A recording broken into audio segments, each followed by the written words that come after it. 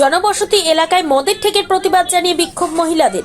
বৃহস্পতিবার সন্ধ্যায় ইংরেজবাজার ব্লকের যদুপুর 2 নম্বর গ্রাম পঞ্চায়েতের গোপালপুর কাঁচাকালী থান সংলগ্ন এলাকায় মদের ঠেক বন্ধের দাবিতে বিক্ষোভ অবস্থানে সামিল হন এলাকার মহিলারা। মদের ঠেকের সামনে প্রতিবাদ জানান স্থানীয় গ্রাম পঞ্চায়েতের উপপ্রধান সহ তৃণমূল কংগ্রেসের সোশ্যাল মিডিয়ার নেত্রী ও গ্রামের মহিলারা। স্থানীয় মহিলাদের অভিযোগ, ঘনবসতি এলাকায় জোর করে মদের ঠেক খোলা হয়েছে। এর ফলে পরিবেশ নষ্ট হচ্ছে। এলাকায় ছোট ছোট ছেলেমেয়েরা মদের নেশা আসক্ত হচ্ছে।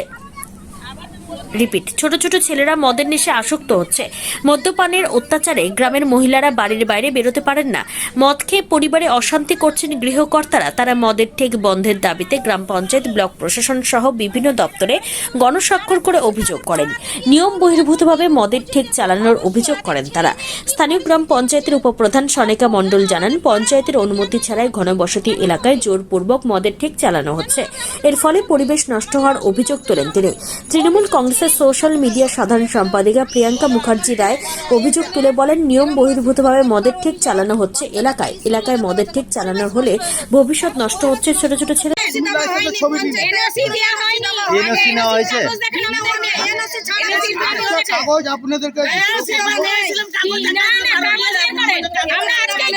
আমরা চাইছি পাড়ার মধ্যে এটা উঠিয়ে দাও।